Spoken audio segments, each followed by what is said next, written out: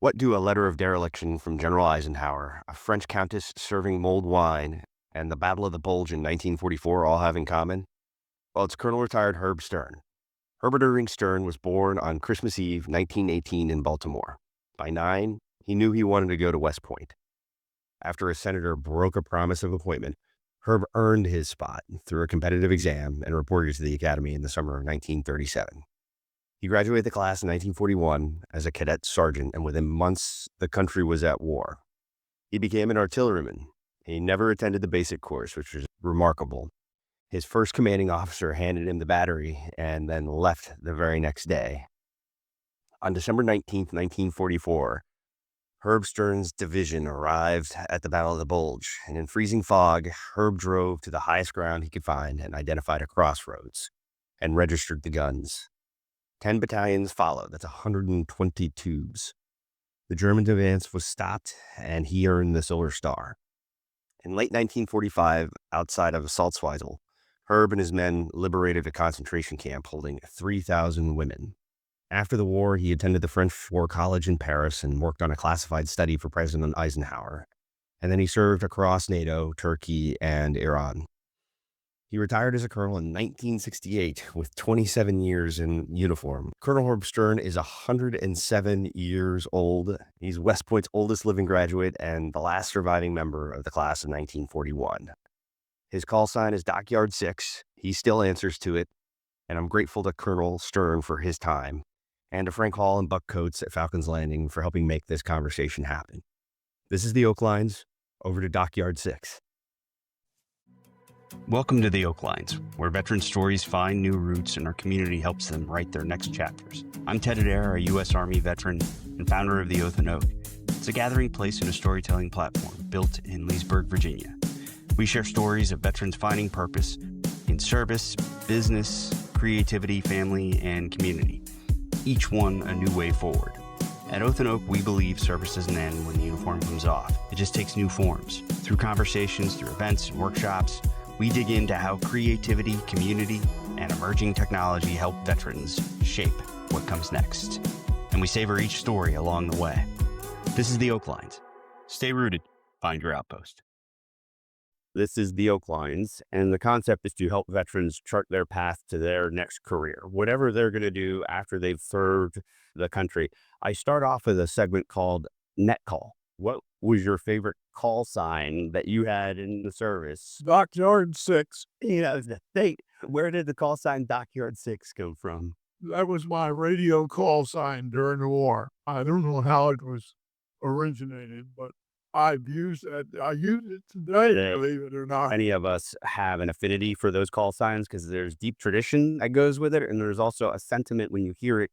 It connects you to your fellow soldiers, to people that you served with. I start off with that question because it lets us introduce you. Yes, you're Dockyard Six, but you are also, whether you like it or not, West Point's oldest graduate living. You are, sir, a combat veteran many times over. You are a Silver Star recipient. You speak fluent French. You attended the French War College. You spent time in your career not only in the Battle of the Bulge, but later serving with NATO and then serving over in Indochina. You also spent time in Turkey along your career. But all of that started with your time in Baltimore. I left Baltimore. I was 6. So Rockville really is truly home. Yeah. Yes. My family was in Baltimore, and my mother was ill. And her doctor said, "Oh, my dad, get her out of this polluted city." And my dad was in the hardware and building materials business. And he considered Charleston, West Virginia, and Rockville, primarily because Rockville was close to both families who lived in Baltimore, my mother's family and my father's family. And family seems to be very important. I read somewhere that before you left for your deployment overseas, you had dinner with your dad the night before. Yes. Before we got on board ship, I had dinner with my dad in New York. Did he have any advice for you before you left? He just told me to be careful. That's exactly what my dad said. My dad said to me, do your duty, do your job, but don't do anything stupid. I am curious if you could share a moment for you throughout your entire career that best showcased duty, honor, and country for you? The thing that stayed with me the longest was do my duty and do it properly. That was really what guided me through all my military career. When I had a job to do, I did it. There was never any hesitation, and I did it as fast as possible. Do you think that was an attribute that you had before you went to the academy, or did it pour water on it and make it stronger? Oh, I was 18 years old when I went to the academy. I didn't really know much. Or any other core lessons from your time as a cadet that you applied? Certainly do your duty. No, that really carried me through 28 years in the Army. And I think it carried me through all my life. When I had something to do it. And do it as well as possible and as rapidly as possible. Did you find West Point, or did West Point find you?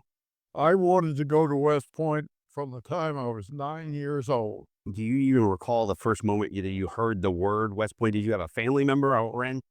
Just cannot recall that. It's a special place, and I'm certain that you are thrilled with the decision to go there, because I understand that the Naval Academy might have been in the equation. Well, I had an appointment to the Naval Academy, but I was only 40 miles away from the academy, and I knew that if I went to the Naval Academy, my mom and dad would be there every week. So not quite General MacArthur's mom living with I was an only son, and I had to get out in the world. That's right. When I reported for duty, my first duty station, I went to flight training, which I flunked, and I went back to my basic branch, artillery, before going to Fort Sill. And I reported to the 8th Division Artillery Headquarters and found out that I was assigned to Headquarters Battery. So I reported the Headquarters Battery to a captain who was in command. He happened to be out of class of 39. And he said, "Welcome, Lieutenant, goodbye." I said, "What do you mean, goodbye?" He said, "I'm the only officer in the battery. You're now the battery commander." He said, "I'm leaving tomorrow." I suppose you had to make friends and connections real fast to figure out, okay, which way is up? What are we focused on? What are the priorities? The 8th Division was a regular Army division. I was the only officer in the battery, and I learned how to command from my first sergeant and my warrant officer. My sense is that you experienced the same thing that I did, which were you had very experienced senior NCOs who have been doing the job for a long, long time. And even though you're a younger officer, you forge a bond and you forge a connection if you're doing leadership correctly. I had not been to Sill. I didn't know diddly about running a battery, but I learned, and I had to learn fast. Those lessons, it sounds like, really helped you later as you were in Louisiana doing training. And then ultimately, as you move forward into the Battle of the Bulge, can you share a little bit about the preparation time that it took to get trained up and ready, and training the unit? As I say, I had command of Headquarters Battery in the 8th Division Artillery, and a inspection team of General Hildring and Colonel Barrett. General Hildring had been designated as the division commander of a new division to be activated. And Colonel Barrett, who had been head of the language department at West Point, was his chief of staff. They came to see what a regular Army division was like, and they visited all units as they could in the 8th Division. And after about the second or third day, I got a telephone call from Colonel Barrett, and he said, "Would you meet me in your parking lot?" I said, "Well, I wonder what I've done." He said, 5 o'clock. I said, "Okay." So I met Colonel Barrett in the parking lot, and he says, "Lieutenant," he says, "General Hildring and I are going to the new 84th Division." He said, "We've been inspecting the 8th Division, and we found very little meaningful training going on." He said, "Your battery was one of the few that was doing anything proper." He said, "General Hildring would like you to come to the 84th Division." He said, "Will you approach your division artillery commander?" So I approached my division artillery commander and got a strong no. And shortly after that, we were designated to go to Fort Sill because of school troops. So I'm at Fort Sill, and orders come through transferring me to the 84th Infantry Division. Well, my division artillery commander called me in and ran up one side and down the other, accusing me of arranging this. And I said, his name was General Pickering. I said, General, I had nothing to do with it. I said, but you know, General Hildring is the G1 of the Army. I said, he went back and issued orders on me without anybody approving it. He never forgave me. Meanwhile, you didn't do anything in that scenario to orchestrate that. No, And it had nothing to do with it. I would say that your attention to the need for training certainly had a little bit that you were doing the right thing. Well, we were But supposed to do it. so no good deed goes unpunished, I guess, is one way to view that. And I stayed with the 84th Division until the time they were sent back. I'm curious what your thoughts are of your experience in Lawton, Oklahoma, when you were a young lieutenant and captain. I missed taking the basic course. I never had the basic artillery course. And when I reported to Fort Jackson after flight training, I was at Fort Jackson 3 days when they sent me back to Sill to take the communications course. It was the only course available, and they wanted me to get some education. So that's why I went to headquarters battery when I came back. But I finished communication course and then came back and took over headquarters battery. The next course at Sill that I took was the advanced course, which was a 3-month course. And really, that's where I learned artillery. No gunnery until I got to the advanced course. And then I got plenty. More than you bargained for. Well, no, but it certainly was useful. So I want to take you back a bit in time, just as you're getting ready to both enter the academy and then graduate. And any of those 4 years there, did you have a sense that a full-scale world war would be on the horizon? Oh, yes, we're really building up. And we knew that we were going to be involved. As a cadet there, where would you get your information from? Just the local papers, the Times? New York, everybody got the New York Times. And we were following what was happening in Europe very closely. So you go through Fort Sill, and then from there, I believe you spend time in Louisiana doing high-intensity training in preparation for future deployment to England. We were stationed at Camp Claiborne in Louisiana. There's an event that happened at Claiborne, paid off in the future. The S3 of the 325th Field Artillery Battalion. And the range at Claiborne was really limited. We weren't really getting much use out of it. And I heard that there was a moving target artillery range at Fort Polk, which was 40 to 50 miles away. So I went to the battalion commander and I said, look, let's take crews over there and get them trained on direct fire. No, that's not necessary. We're not going to run into anything like that. And he just wouldn't agree. Well, I kept after it. Every time I saw him, I'd bring it up. And finally, he said, Herb, you're a pest. He said, take what you want and get over there and get this thing over with. So I took 2 guns, all the gun crews, 12 gun crews. 105 millimeter? 105, towed. And I took the battery execs and the battery commanders, and we went to Fort Polk for 3 days. And fired on moving targets. They had an armored unit at Polk, so they had this range was primarily for them, but we used it. Let's go fast forward 1.5 years. I'm now commanding a groupment of 2 artillery battalions, the 325th and the 909th. We're in direct support of the lead infantry regiment as we march across Germany. I'm with the lead unit. I'm with the regimental commander. And I've been leapfrogging the battalions, the 2 artillery battalions, to maintain close support. All of a sudden, I get a radio call. So I ordered my battalion to displace to a pre-designated area. About 15 minutes later, I get a radio call. We've been hit by a German armored unit. while we're on the road. We're unhitching the guns and we're going into direct fire. This was the battalion exec calling me. And I said, well, they know what to do, and I'm on my way back. So I got back there, and they had cornered this German armored unit in a wooded area. I don't remember exactly how many vehicles they knocked out. They knocked out some armored cars and a couple of tanks and several other items. We lost all of our ammunition, all of our gasoline. We had ammunition trucks on fire, and some of my officers were smart enough to back them up into a nearby river on fire. We had no casualties. We did have 3 men captured. We lost all of our mail. Meanwhile, I called the division commander, and I told him what the situation was.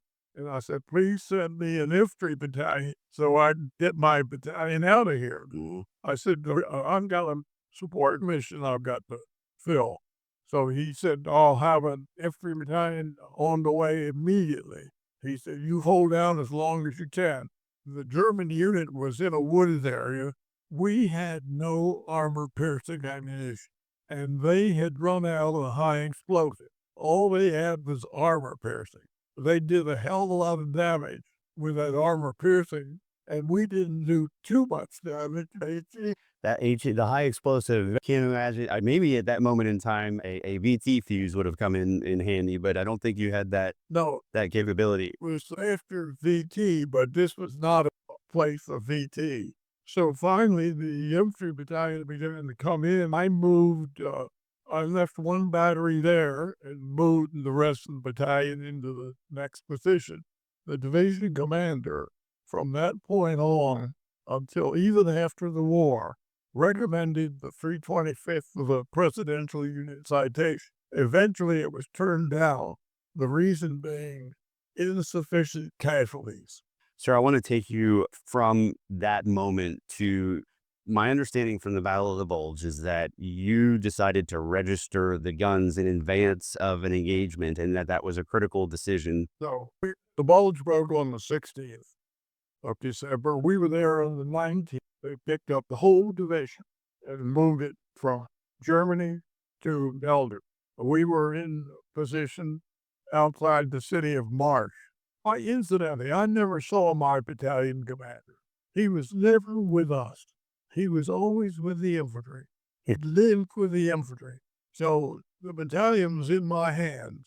So we had set our CP and Fire Direction Center in the cellar of a chateau outside Marsh. The count who owned the chateau had taken off for Brussels to help the resistance. However, his wife and daughter were living in the upper stories of this chateau. We were down in the cellar, and I got a telephone call from the battalion commander. Have you registered? Our observers could not see anything. It was foggy, and the weather was terrible. Every 5 minutes, I got a telephone call. Have you registered? No. Finally, I got so upset. I said, what the next time he called? I said, no, but I'm going out and register myself. He said, don't you believe the CP? So I got in my Jeep and I took off. And I found the highest point that I could get to. And after I was there for maybe 15 minutes, I could identify a crossroad in the valley in front of us. So I sent back the fire commands, and the rounds are on the way. 2 rounds hit behind me by 50 yards. And so my assistant S3 was in the fire direction center. And I said, hey, I'm up high, convert to high angle fire. Sure. So we actually registered on that crossroad. That night, a German armored force came through that crossroad. I brought in 10 battalions, with the corrections transferable, 10 battalions on that crossroad.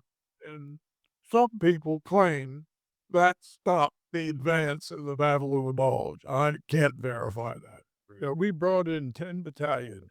To 10 battalions worth of artillery is 120 guns. It's 120 tubes. So just, I want people to appreciate the magnitude of steel that is going downrange. But you picked certainly that crossroads. I would imagine if I'm in your shoes, because you've got line of sight and you're like, okay, I need something that's visible, something that I can verify. So when those initial rounds, did you have any inkling that that would have been an enemy point of ingress or No, point of entry? no. There's a book published by one of the infantry company commanders called the Man Company K.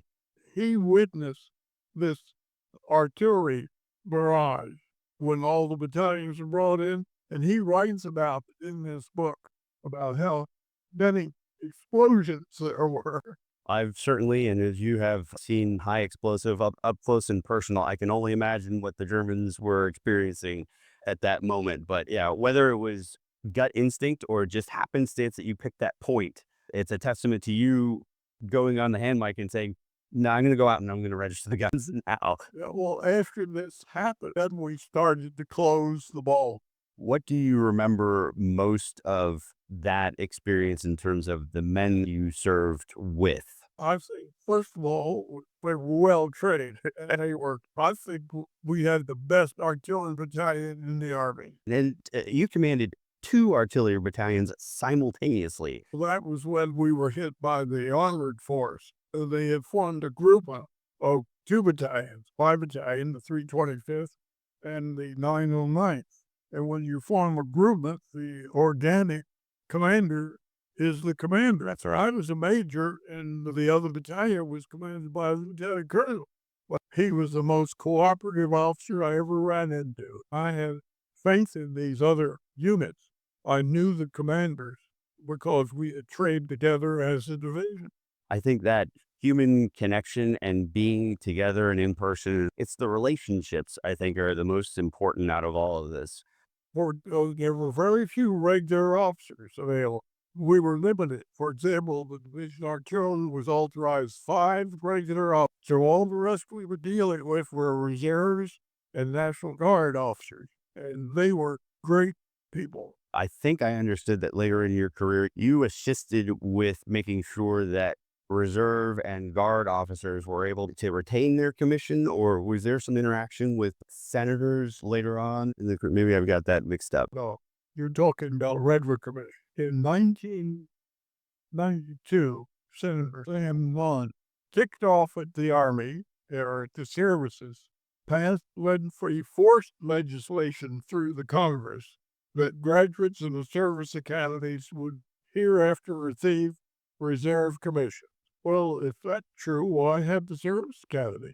So, at their 51st or second reunion at West Point, I had read about this and I was really upset about it. So I got up and I proposed that we, the class, my whole class, oppose this legislation and request the services to oppose it. That resolution was passed and passed on to the services and the academies.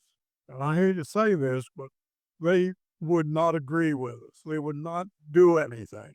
I had proposed a committee to look into this.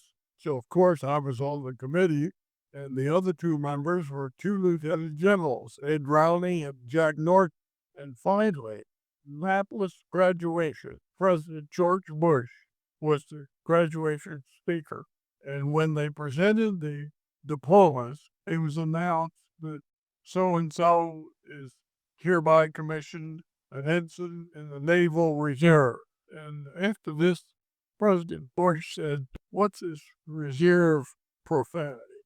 And Superintendent told it that they were required to issue reserve. So he said, "Well, that's not fair." So we grabbed that and we made an appointment.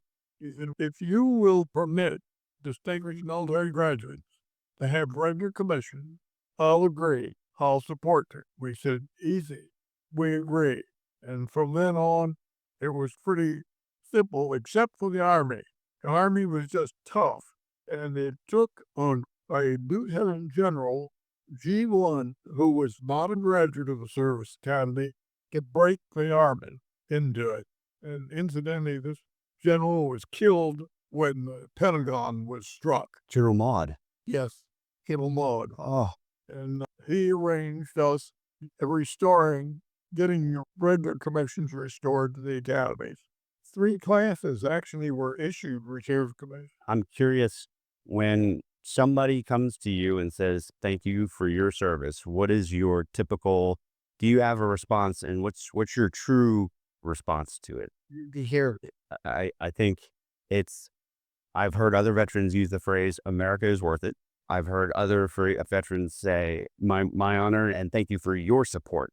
well, the people of this country deserve it, as well as the country. What was your personal experience of transitioning from the military? Were you prepared? When I left the Army, because my family really wanted me to come in and take over my dad's business, I wasn't excited about it, but he threatened to sell it that he had built up over a period of 50 years, and I just couldn't let him do that. I came into the family business, and we were doing very well. My dad was up in years, and he felt that the business was putting too much of a strain on me, and he decided we'd better get rid of it. So we sold the business to a national corporation, and I was part of the sale. I went with it. Your sense of duty that we talked about earlier came into play again. Well, I just couldn't let my dad do that. And I went with the new corporation. I stayed with them for 5 years, and I was very disappointed. I didn't like business ethics. They were completely different from mine and what I'd been taught. It was a different world. And I just decided enough was enough. I wasn't going to put up with it anymore, so I retired for a second time. I'm glad that you were able to honor your family, honor your dad's wishes, but also know what was right for you in that moment. And I think that's important for other veterans to hear. Well, I'll tell you, it's a different world. Standards are different. Sometimes there are no standards. The company I was with, that I eventually ended up with after we sold the family business, was, as I say, a national corporation. I was shocked at the way they operated. I questioned their honesty. Their ethics just weren't the same ethics that I had been taught. So I just left. The veterans that I associate with, we are working to intentionally make strong bonds with the local community, downtown Leesburg in that area, to forge all of those important relationships so that when veterans hang up the uniform, they've got a network of mentors, peers, and can help shine a light. I'd love to spend a little bit of time asking you about your time overseas in Turkey, in Indochina. What stands out from those assignments for you? I was in GCS. Joint Chief of Staff. I was the Army member of the Joint Advanced Study Group, and I'd been there 2 years, which was the normal tour, when President Eisenhower asked the Joint Chiefs if he could borrow the 4 of us for a special project. So for the next year, we worked for President Eisenhower on a project that had to have his personal approval for clearances. And the project took about a year. I did not discuss the details. The project took about a year, and we went over to the White House to make the final presentation. I happened to be one of the briefers. There were 2 briefers, and I was one of them. It was so highly classified that only 3 people were allowed in the briefing room. General Goodmaster, the chairman, and John Eisenhower. And after we briefed the president, the chairman asked the president, "What should we do with this? This is so highly classified, we can't distribute it." And the president said, "These young men," and I appreciated that, "can present this to the chiefs and the secretary, but they cannot ask any questions." So we scheduled a briefing in the tank for all the chiefs, the secretaries, the undersecretaries. If I could, sir, the tank is a special meeting room that all of the senior leaders of the Joint Chiefs get together, and it's where all of the critical decisions are discussed. And the officer who did the first part of it did his presentation, and my turn came. And I'm in the middle of mine, And General amazed. And so he says, I am not going to listen to this bull. No. And he walked out. All the other chiefs tried to talk him into coming back in, and he wouldn't do it. And so I went on and finished my presentation. And about 2 days later, I get a telephone message. The Army Chief of Staff wants to see you. And I said, oh, what happened now? So I walked down to General Lemnister's office, and I was a little wary of what was going to happen. And his exec was sitting outside, and I said, you're going to go in with me, aren't you? He said, no, General Lemnister wants to see you alone. So I walk in, and General Lemnister is sitting there in the blue uniform. And he says, I've just come back from the White House. He said, I want to find out, how in the hell did you manage that study? He said, that is the best study I've ever heard come out of the Joint Staff. High praise. Did you anticipate that someday I'm going to be briefing the president? No big deal. And it's going to be highly classified. Well, I liked those jobs. They were tough, but I enjoyed that. I liked the hard work. How did you find General Eisenhower? My understanding is he preferred, even in retirement after being president, that General Eisenhower was always the. How did you find him? You're leading me to another story. All right. Let's giddy up. I had a letter finding me in dereliction of duty, signed Dwight D. Eisenhower. Oh. You would have got the time for this? Yes, sir. I wouldn't, you couldn't peel me out of this chair right now. We were sitting on the Rhine River.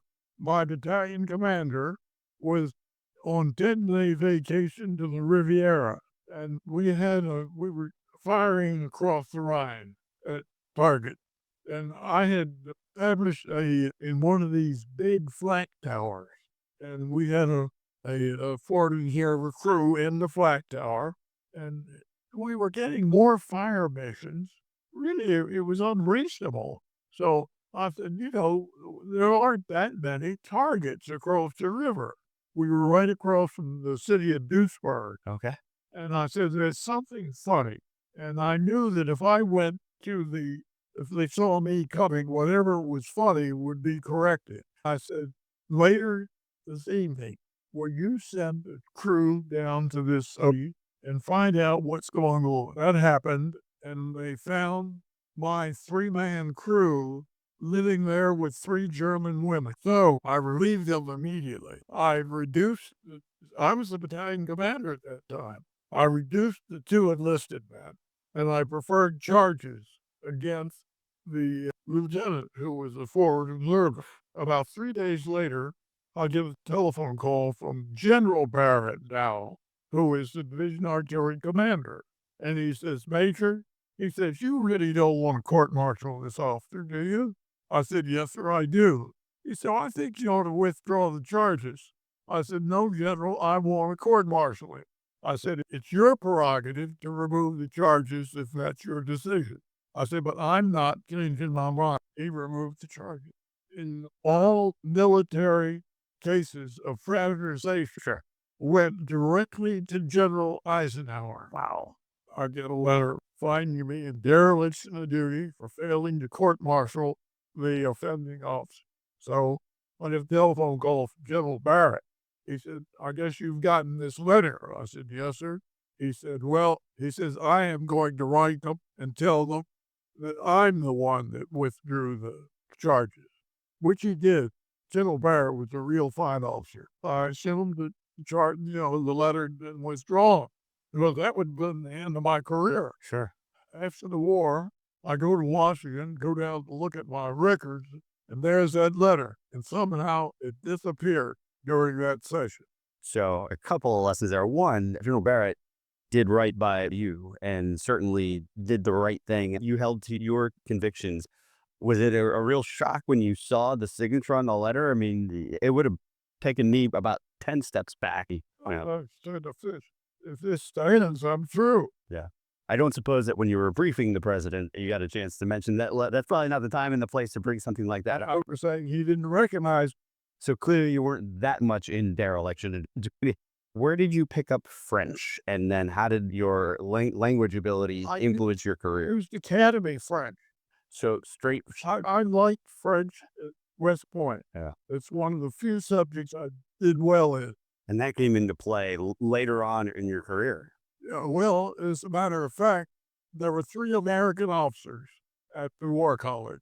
Colonel Barksdale Hamlet, Colonel Woody Stromberg, who was an All-American end in '36, and me. Stromberg and I were from the theater, and the other officer was from the United States. He had been selected in the U.S.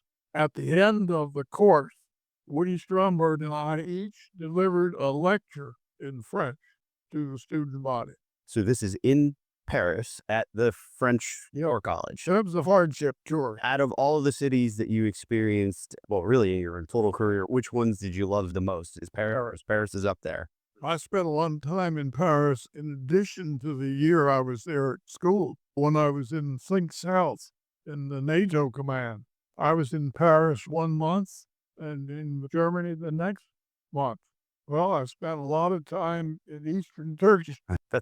I spent a lot of time in Iran. Yeah. When I was in the Simple Treaty Organization, I spent a lot of time there because I was responsible for the defense planning and the combined military planning staff. And I traveled through a lot of Iran. Did you pick up any? 3 weeks in the field there. The desert heat is it's not forgiving. It is not fun. Did you pick up any Farsi while you were there? No, not a bit. I took a group of Turkish officers and Iranian officers, and we spent 3 weeks in the field following the trace of the said railway. Turkey and Iran had been neighbors for many years, and they had not crossed their common border. So I took them to the border, and then there was a big ceremony between the Turkish officials and the Iranian officials to celebrate this crossing of the border, this meeting at the border between Iran and Turkey. Was there any document? Did anybody take photos or document or video any of this at the time? Unbelievable. I want to ask you what you think keeps you sharp and focused and curious. I guess I was natural curiosity of what was going on in each one. I had so many experiences during and after, right after the war. Regular officers could not come home.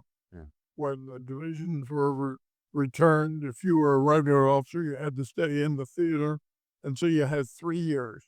So we all went to different units. I luckily escaped and got assigned to the French War College, or else I would have gone to a quartermaster unit, which is what I was assigned to. And they didn't care what your branch was. And after I finished War College, I went to the 60th Field Artillery in the 9th Infantry Division, and with 2 lieutenant colonels in the battalion. And we split up occupational duties, got along just fine, but we were both busy. Most of the time was spent getting displaced people back to their countries and out of the camps. That was when my tour ended. I returned to the States. So I know I'm jumping around your career and your vast experiences.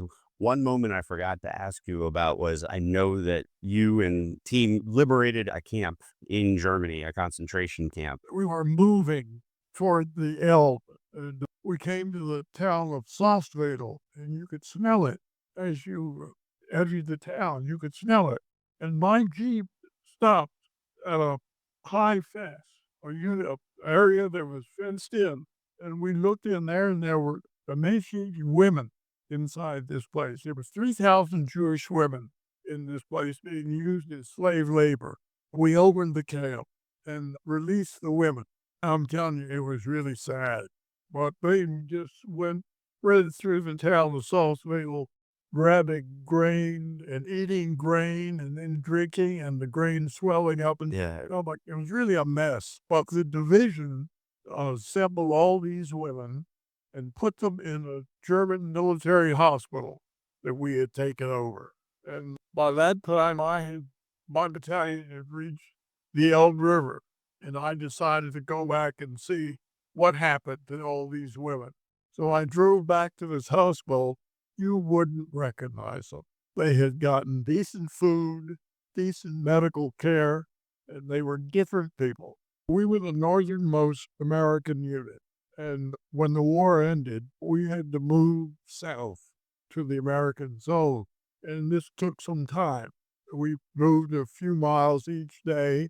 And when we went into an area, the commanding officer, that was me, was responsible for any concentration camp or DP camp or POW camp in the area, and also the villages. We had to screen the civilian officials in the villages. I also had a three-man team attached to the battalion to interview the German officials and so forth. And if they were found to have had Nazi association, I was authorized to remove them and appoint their replacement. I didn't know diddly about government. There was one interesting event that took place. In one of our moves, there was a slave labor camp that I was responsible for. So I took my sergeant major, and he and I went to this camp. And we got to the gate of this camp, and a Russian lieutenant was the camp commander. And he says, "You can't come in here.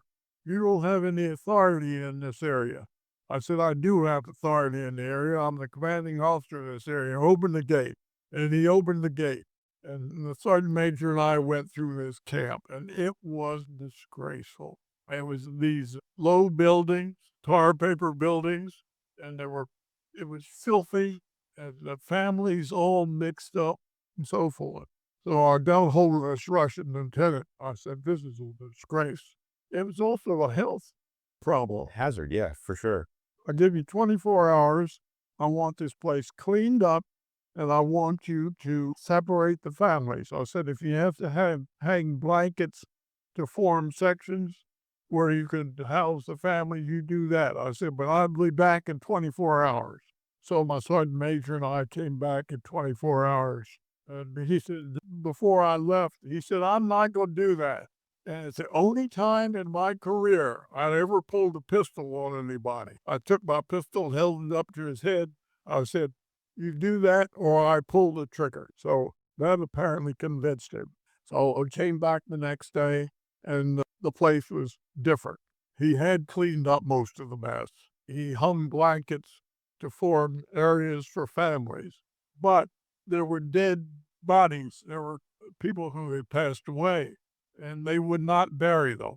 They left them wrapped up in the ground and on the grounds, and they would not bury these people. So I had to send a crew in at night to get the bodies and bring them out and bury them. And I was glad to get out of this area. I had some time with the Russians before. When we were up on the Elbe River, we were told we could not cross the river.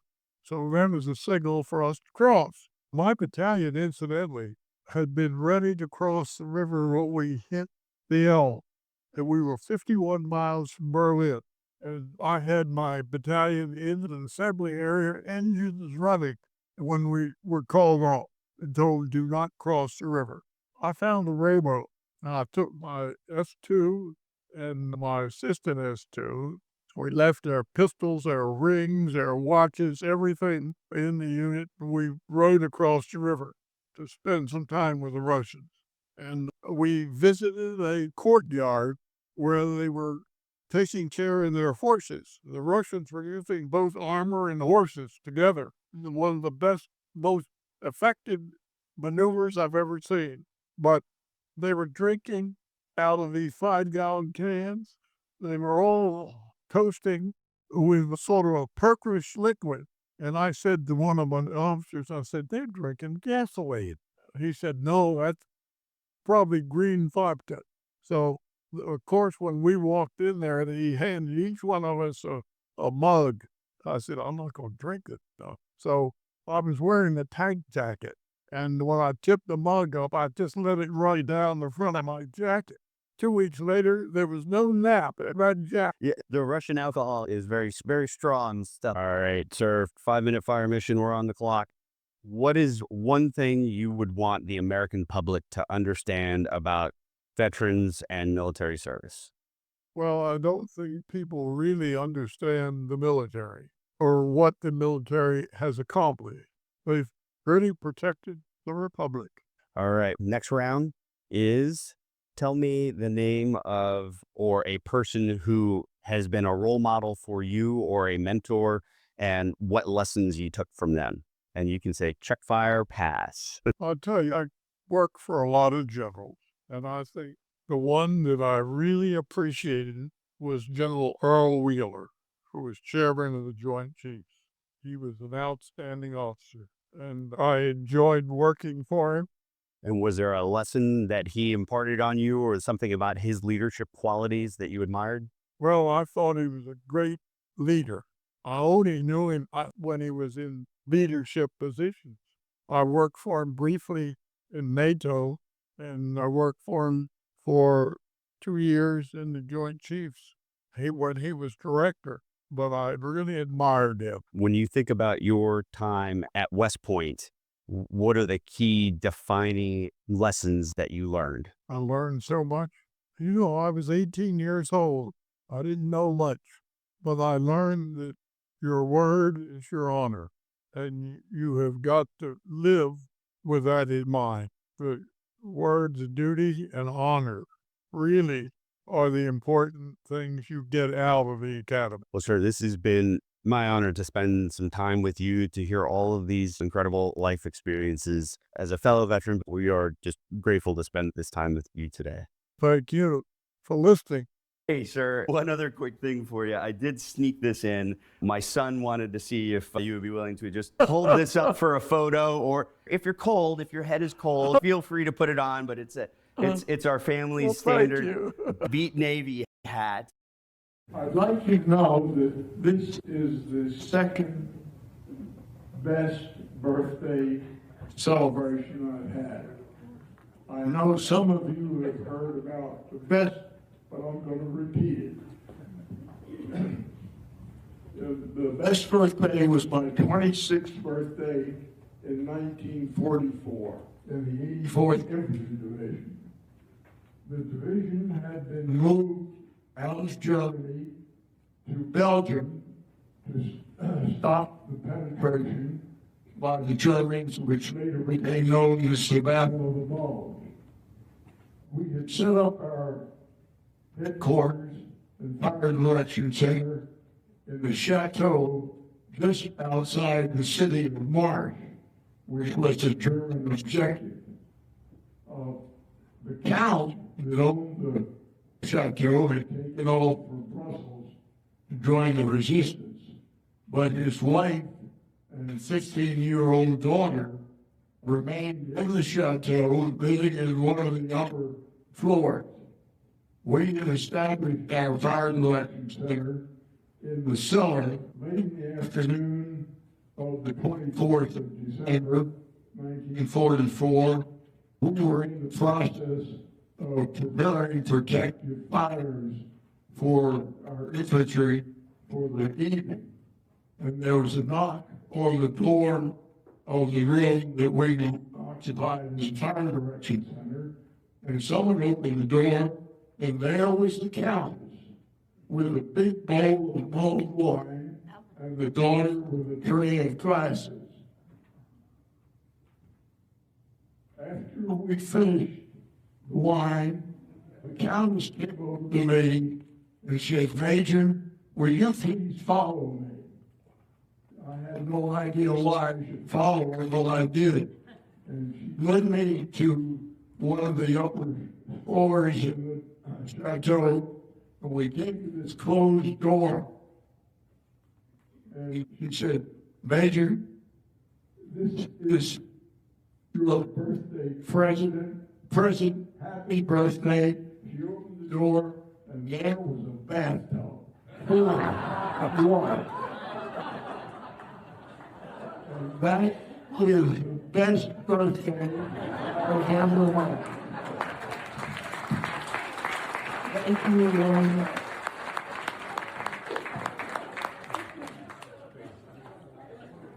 Thanks for joining us on the Oak Lines. Follow Oath and Oak on Instagram, LinkedIn, Facebook, and subscribe to our YouTube channel at the Oath and Oak Outpost. Stay rooted, find your outpost.